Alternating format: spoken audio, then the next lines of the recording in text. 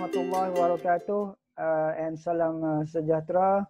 So we meet again to discuss about next subchapter swinging pendulum. Our last video is about principle of conservation of energy. We are still at a concept that E total equal to E kinetic plus E potential.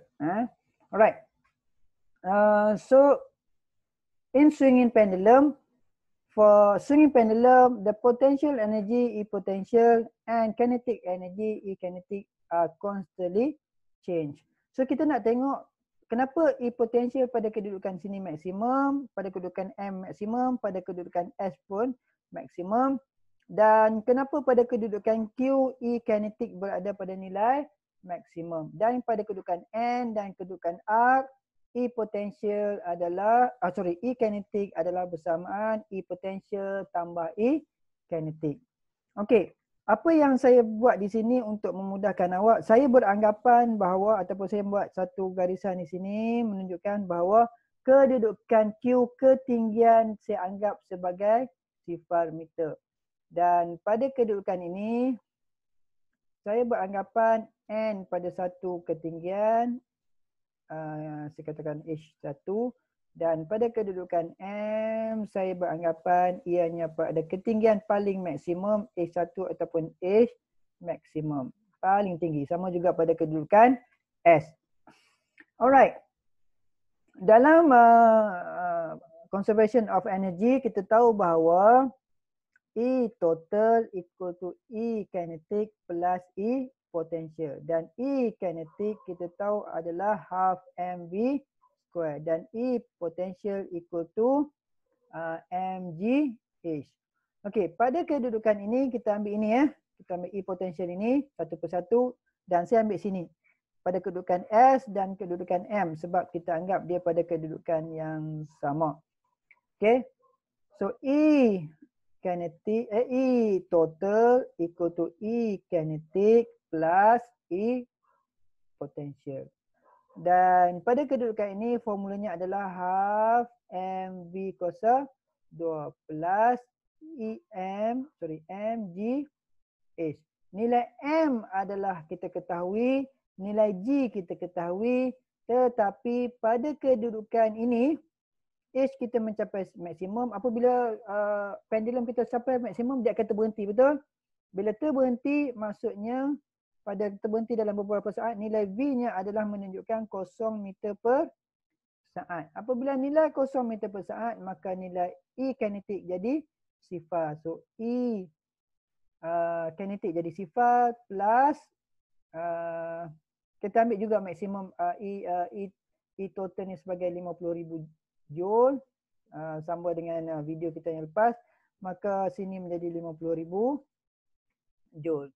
So E total adalah pada kedudukan M dan S pada kedudukan M dan S, pada kedudukan M dan S adalah bersamaan dengan 0 tambah 50,000 Joule ataupun kita kata bersamaan dengan E potential pada kedudukan ataupun E potential maksimum. Sebab apa? Tinggal E potential saja. E kinetic equal to E potential. Maksudnya saya tulis macam inilah. E total equal to E kinetic plus E potential. Maka ini menjadi 0. Jadi kita tulis E total equal to E potential. Apa maksud potential? E total ni menjadi 50,000. Maka E potential akan menjadi EP maksimum lah. Kan? Semua 50,000 ni kepunyaan E potential pada kedudukan M dan juga kedudukan S. Alright, kita tengok pada kedudukan seterusnya. Dia jatuh, pendulum ni apabila dia berayun ke atas dan dia akan berayun balik ke kiri dan ke kanan, maka katalah dia jatuh pada kedudukan N dan juga kedudukan R. Maka sekali lagi kita tahu bahawa E total equal to E potential plus E kinetic. Kenapa keadaan ini terjadi? Kedua-dua ini mempunyai nilai. Contoh, seperti saya sebutkan tadi, kita ada ketinggiannya H1. Okey. So apa yang berlaku? Sini ada nilai Kita ambil sini. E potential adalah mgh. H ada nilai betul? Dan E kinetic half mv square. M ada nilai, V kita ada nilai, ada. Dia ada laju yang tertentu pada kedudukan separuh perjalanan E. Okey, maka E total equal to E potential plus E kinetic pada point R and point N. Okey, pada point Q, kenapa E kinetic menjadi maksimum? Okey, kita terbitkan balik formula. E total equal to E kinetic plus E potential. E total kita beranggapan nilainya adalah 50,000 joule. Okey. So sekali lagi kita tahu formulanya adalah half mv square plus E potential mg h. Pada kedudukan Q ni, apa yang berlaku? V kita akan capai maksimum betul? Dia akan sampai kat bawah ni mencapai nilai V maksimum. V laju maksimum. Untuk dia lonjak balik naik ke atas. Okay. So V ada mencapai nilai V maksimum. Apa jadi dengan H? Maka tadi kita ukur tadi H adalah bernilai sifar meter kan? Maka H kita akan jadi sifar. Maka tinggal apa? E total equal to E kinetic equal to 50,000 joule. Kan? Yang ni dah tinggal sifar kan?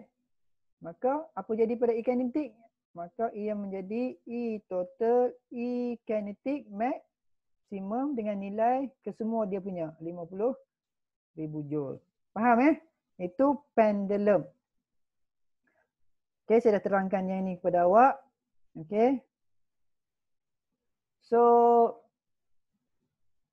yang ini pun saya dah terang, saya skipkan yang ini.